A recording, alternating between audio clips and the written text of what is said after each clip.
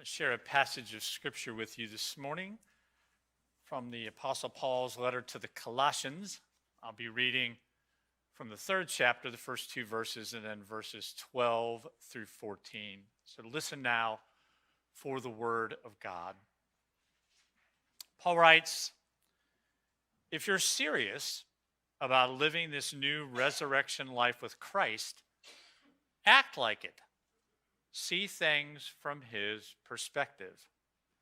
Dress in the wardrobe God picked out for you: compassion, kindness, humility, quiet strength, discipline. Be even-tempered, content with second place, quick to forgive an offense. Forgive as quickly and completely as the Master forgave you. And regardless of what else you put on, wear love.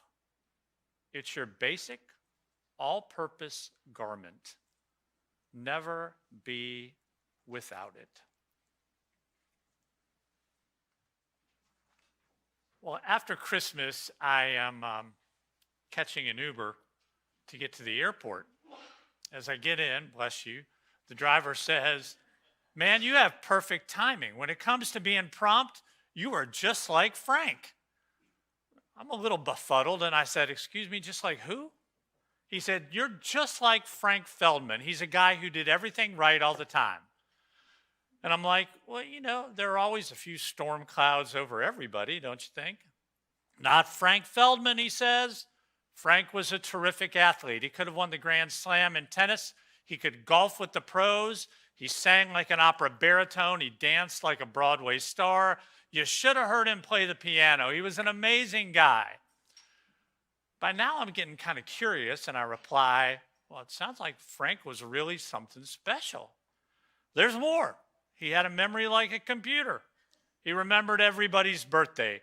He knew all about wine, which foods to order, which fork to use. He could fix anything. Unlike me, I change a fuse, the whole street blacks out. But Frank Feldman could do everything right every single time." "Wow, what a guy," I said. "Frank always knew the quickest way to go in traffic and avoid traffic jams. Not like me, I always seem to get stuck in them. But Frank, he never made a mistake, and he really knew how to treat a woman and make her feel good. He would never speak in anger to her, even if she was in the wrong. His clothing was always immaculate. His shoes always polished. He was the perfect man. He never made a mistake. No one could ever measure up to Frank Feldman." "Well, how'd you meet him?" I said. He said, I actually never met Frank. He died, and I married his wife."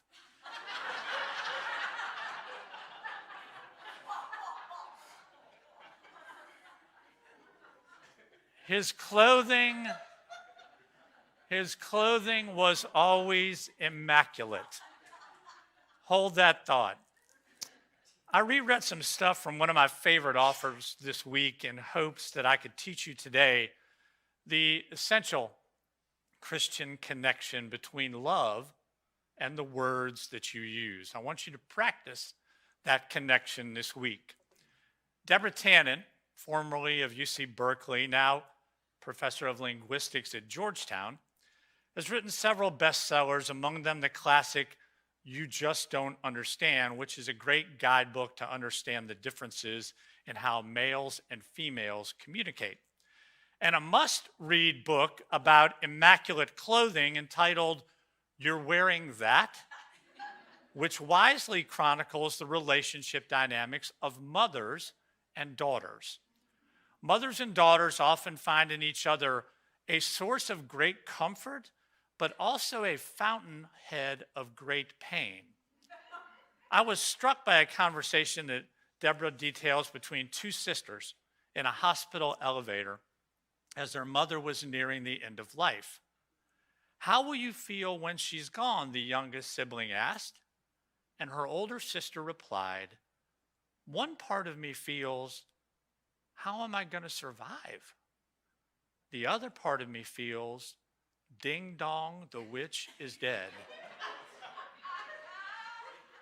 The part of a daughter that feels, how will I survive, reflects that desire we all have for connection. Wanting to talk to your mother can be this visceral, almost physical longing, whether she lives next door or in a distant state or country, or if she's no longer living. But the part that sees your mom as a witch, a malevolent woman with magical power, reflects the way your anger can flare when a rejection or a disapproving word or a sense that she's still treating you like a child causes deeply felt pain. American popular culture tends to either romanticize or demonize mothers. We ricochet between everything I've ever accomplished in my life I owe to my mother, and every problem I have is my mother's fault. Both convictions come laden with powerful emotions. I think of Lorraine, who had just visited her mom in a senior living complex. One night, they were about to go to dinner in the dining room. As Lorraine headed out the door, her mother scanned her daughter from head to toe, and she said, "You're not going to wear that, are you?" "Why not?" Lorraine asked, her blood pressure rising. "What's wrong with it?" "Well, people tend to dress nicely for dinner here, that's all," said her mother flatly. Her mother's negative questions rubbed Lorraine the wrong way because they weren't questions at all. "Why do you always disapprove of my clothes?" she said, which is when her mother gave her the look that implied Lorraine was being a jerk. "I don't disapprove," she said. "I just thought you might want to wear something nicer." What Lorraine heard and what her mom said is the distinction, the important distinction between message and meta message. When she said, "I don't disapprove," Lorraine's mother was referring to the message, the literal meaning of the words that she spoke. But the disapproval Lorraine heard was the meta message. That is the implication of her mother's words. Here's the centerpiece to this entire sermon. Everything we say has meaning on those two levels. The message is the meaning that resides in the dictionary, but people frequently differ on how to interpret the words because interpretation depends on meta message, the message gleaned from how something is said or from the fact that it's said at all. Emotional responses are often triggered by meta messages. Now, the low-hanging fruit on this is simply the word fine. When you ask your significant other, "How are you doing?" and she says, "I'm fine," fine might be the message, but you ignore the meta message at your peril. The long history of conversations that family members share contributes not only to how listeners interpret words, but also to how speakers choose words. One woman I talked to put it like this: words are like touch. They can caress or they can scratch. When I talk to my kids, my words often end up scratching. I don't want to use words that way, but I can't help it. I know their sensitivities, so I know what will have an effect on them. And if I'm feeling hurt by something that they said or they did, then I say things I know will scratch. It happens somewhere in that zone between instinct and intention. Now, goodness gracious, there is some gold to mine in those words. Messages, meta messages, words that scratch, words that caress. And at the heart of it all is the phrase that pays, all wrapped up in the metaphor that matters. You're not going to wear that, are you? That is exactly the sermon the Apostle Paul is preaching in Colossians chapter 3. It's a message that I want you to take to heart on the cusp of a week that is all about love. This passage from Colossians took me captive this week. In spiritual terms, it convicted me. We live in a world right now that's as divided as I've ever seen it in my 63 years. My friends on the theological and political right believe that they've cornered the market on truth. My friends on the theological and political left believe they've cornered the market on truth. We live in a county, in a country, in a culture, often a church, where being right matters most. I see it in so many of the individuals and couples with whom I have counseled over these 36 years. I need to speak my truth, they say, and we prize the message while ignoring the meta message at our peril. So here's my first challenge for you today. Stop using words that scratch. Start using words that caress. When life's quality is measured by whether only your needs are being met or whether your point of view is being validated as the absolute truth, or by your myopic belief that your principles are what God handed down as law from Mount Sinai, there is some need for reorientation in your soul. That's where this passage from Colossians grabbed me by the throat, the heart, the head, the tongue. Paul crushes it. If you're serious about living life with Christ, then act like it, he says. See things from his perspective. Dress in the wardrobe God picked out for you: compassion, kindness, humility. Be even-tempered, content with second place, quick to forgive an offense. Regardless of what else you put on, wear love. It is your basic, immaculate, all-purpose garment. Never be without it. Regardless of what else you put on, wear love. And the linchpin of wearing love is found in one sentence at the chapter's beginning. To live like Christ, to love like Christ, you have to see like Christ. Love means seeing things from Christ's perspective. Just yesterday, less than 24 hours ago, I married two of our newest members. I reminded them right here that the sweet words I was reading from 1 Corinthians 13 were never intended to be sweet at all.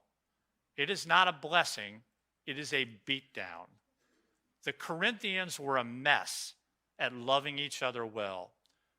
So in 1 Corinthians, and again in Colossians 3, the Apostle Paul instructs them thusly: love, real love, cares more for others than for self. Love doesn't want what it doesn't have. Love isn't me first. Love doesn't fly off the handle. Love doesn't keep score of the sins of others. Love always looks for the best. What I said to Christian and Jessica yesterday, I say to all of you today as a test, a little exercise for your spiritual edification. I want you to substitute your name for the word love in 1 Corinthians when you get home and see how you do. Emma cares more for others than for self. Susan doesn't want what she doesn't have. Joanne isn't me first. Paul doesn't fly off the handle. Hyla doesn't keep score of the sins of others. Richard always looks for the best. That is the metric of measurement for how well you love other people. So imagine in our quest to be like Frank Feldman and be immaculately dressed, we took Colossians 3 to heart and entered every day even-tempered, content with second place, quick to forgive an offense. Imagine if we took this passage to heart, like the poet Dilruba Ahmed does in her Right Between the Eyes poem entitled Phase 1 of Colossians 3, I want you to listen to it as it describes love and forgiveness needed in things big and small. She writes this: "For leaving the fridge open last night, I forgive you. For saying no first, but yes as an afterthought, I forgive you. I forgive you for hideous visions after childbirth brought on by lack of sleep, and when the baby woke repeatedly, for your silent rebuke in the dark. I forgive you for putting forth only revisions of yourself with punctuation worked over instead of the disordered truth. I forgive you for so admiring the drummer that you failed to hear the drum. I forgive you for treating your mother with contempt when she deserved compassion. I forgive you for growing a capacity for love that is great, but is matched only by your loneliness. I forgive you for being unable to forgive yourself first, so you could then forgive others, and at last find a way to become the love that you want in this world." Imagine how seriously people might take our witness if we lived into Dilruba's words. There's a Christian pollster named George Barna. He's the equivalent of George Gallup of the Gallup poll. He said this in a recent study: 70% of the world's people do not actively practice their religion, but over 90% of the world's people are seriously interested in matters of faith. And the way he said that many of that 90% make up their minds about matters of faith is by watching how people of faith behave. How does the old poem go? I'd rather see a sermon than hear one any day. I'd rather have someone walk with me than merely point the way. Make no mistake, people are led to Christ or they are pushed away by the words we say, by the way we live. Imagine if we lived into Dilruba Ahmed's words. Imagine if we finally realized that love, Colossians 3, 1 Corinthians style, is about three things: perpetually paying attention, being perpetually curious instead of painfully judgmental, and perpetually putting in the time. If you haven't watched it yet, I want you to do yourself a favor when you leave here today, and I want you to Google on your phone or your computer, Stephen Colbert says goodbye to Toby Keith. It is worth every ounce of the 5 minutes you'll spend searching for and watching it. You may or may not know Colbert is a deeply devoted practicing Catholic who writes and talks often about grief. This is what he said on Tuesday's show. It is a masterclass on the importance of love being curious. Folks, he said, last night we lost one of the greats. Country music legend Toby Keith passed away last night at the age of 62. I was shocked and saddened when I saw the news this morning. I knew he was ill. He'd been fighting stomach cancer for some time, but I still had hope we would see each other again and we would hear him on the stage. I was lucky enough to become friends with Toby over the years, as improbable as that seems to you. We met very early on the Colbert Report. Back then, there was a not-so-helpful legend that I had knives out for some of my guests.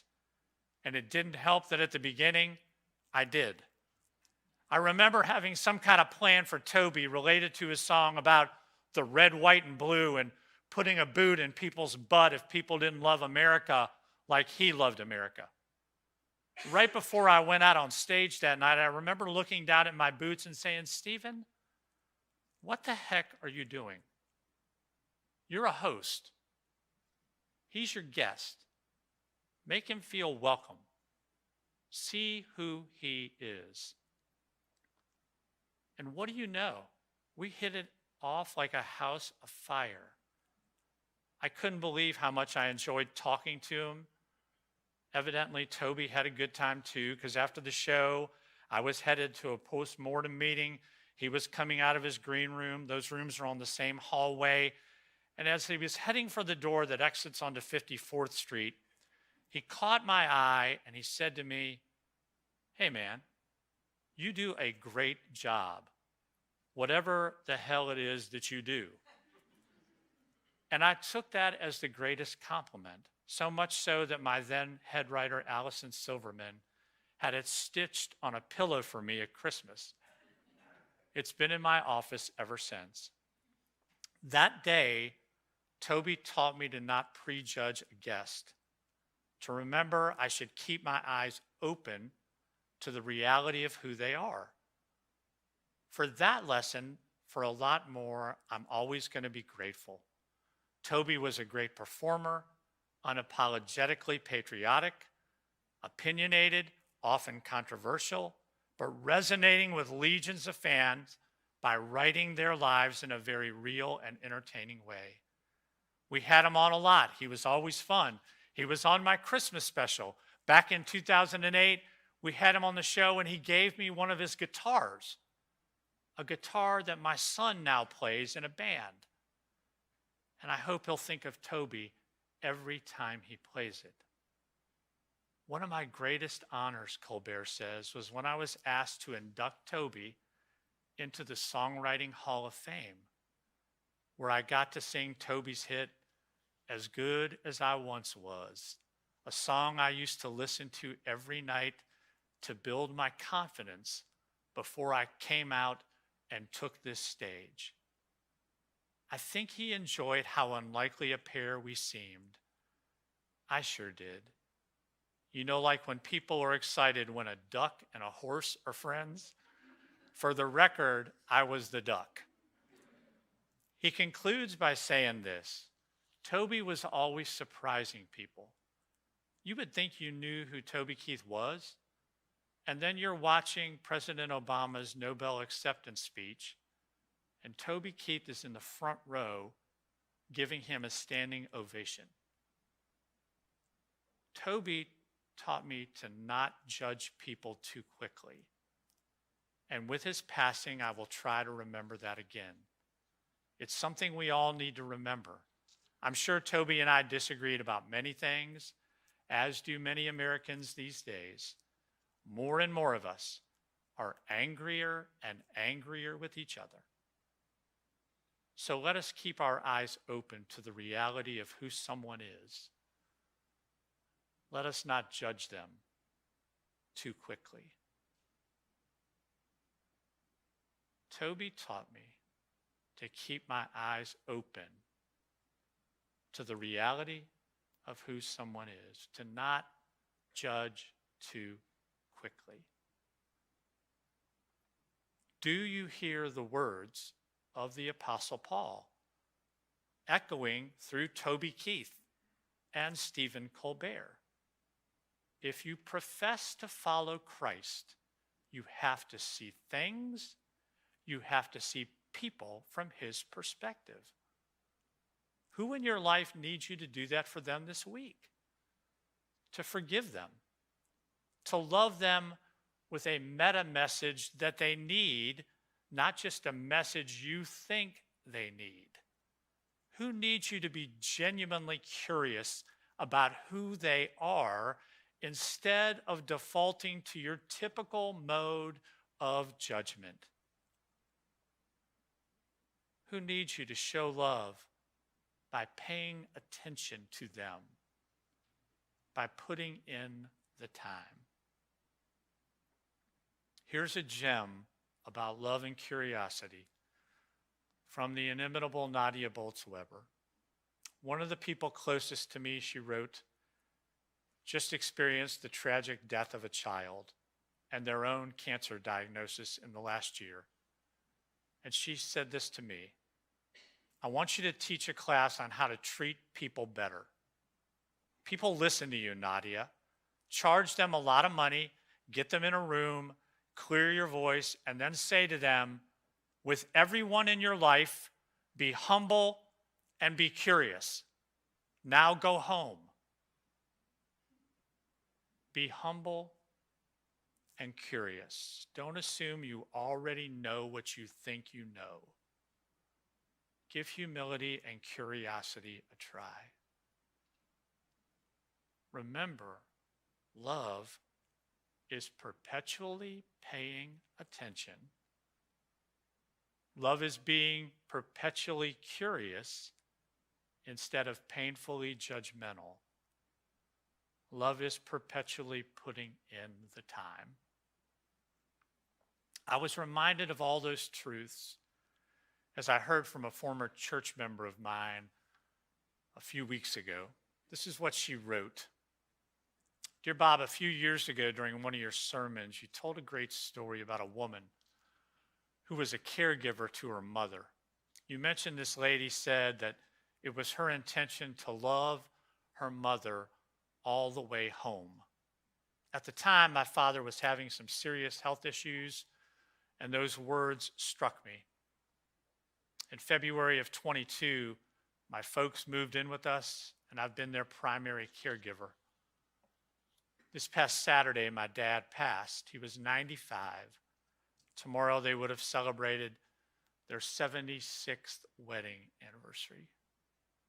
I have clung to love them all the way home since I heard you say those words. Bob, I did my best to carry my mother and father all the way home. Thank you for helping encourage me during those years.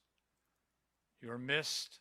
I'm thankful our paths cross. Blessings to you, Donna. Here are the words of which she speaks from my friend, the great columnist, Regina Brett. 4 years ago, she wrote, my mom got the diagnosis. Alzheimer's is a horrible disease that robs you of the person you love. As their memory fades and the best pieces of them disappear forever, you have only one gift left to give and to receive: presence.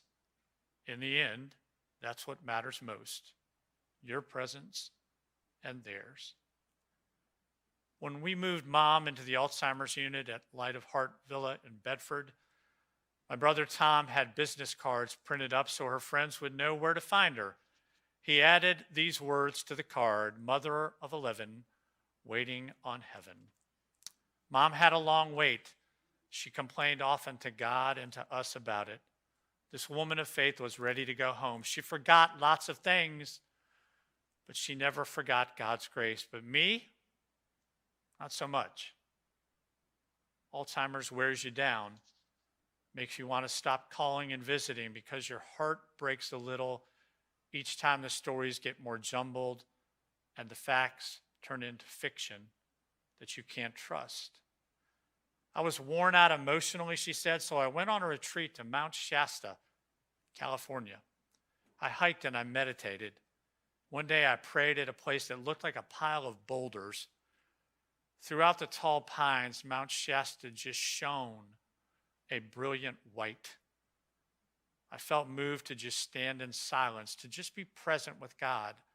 Honestly, I was tired of caring for my mother, tired of listening to her stories, tired of hearing her complaints, tired of buying her personal items, tired of being her person. I'm done. I didn't feel angry.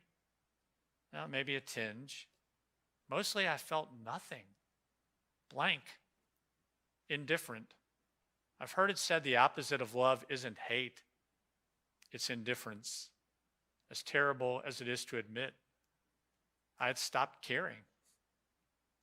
But there at that mountain, my heart cracked open for my mother. I could see her soft white hair touch her soft cheeks, hold her delicate hand. I wept, and I wept, and I wept. And at that moment, I made a promise. I will carry you home, Mom. I will be your person. I will love you all the way home. It felt holy and beautiful and tender and powerful and complete. And I came home knowing I could now truly love my ever-evolving, disappearing mother. On the Sunday night after my return, the nursing home called. My mom had a fever, trouble with her balance. When I visited her, her hands were shaking. Those hands never shook. Those hands that raised 11 children were mighty, but not this day. They trembled like butterfly wings. I sat next to her and I gave her my full presence. I listened with love to all those stories I've heard 100 times. I touched that wispy white hair and held those frail hands, those hands that changed endless diapers and cooked countless meals and crocheted dozens of slippers and scarves and hats for the poor. I forgave her for the many, many places where she fell short. And I thanked her for everything she did right as a mother, especially for giving me 5 brothers and 5 sisters. Then I hugged her like I would never see her alive again. I wouldn't.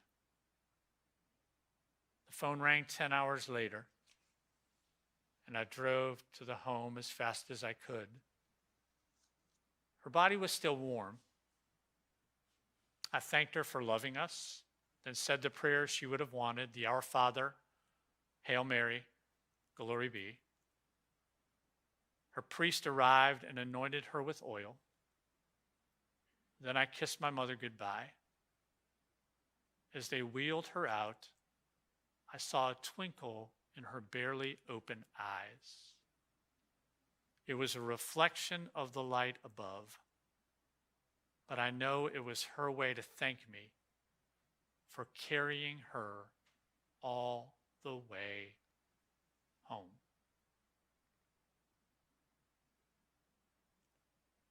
On a deserted trail in California, Regina Brett figured out what love really is. Love is paying attention. Love is being perpetually curious instead of painfully judgmental. Love is perpetually putting in the time. That is how people know we love them. The rest is just details. There is someone in your life who needs those things from you this week.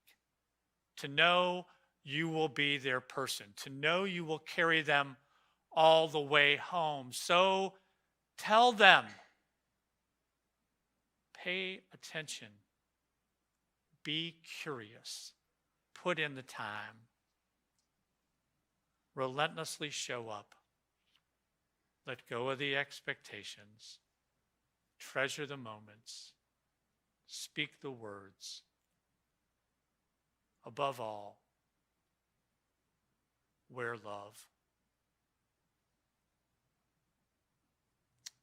In the name of the Father, and of the Son,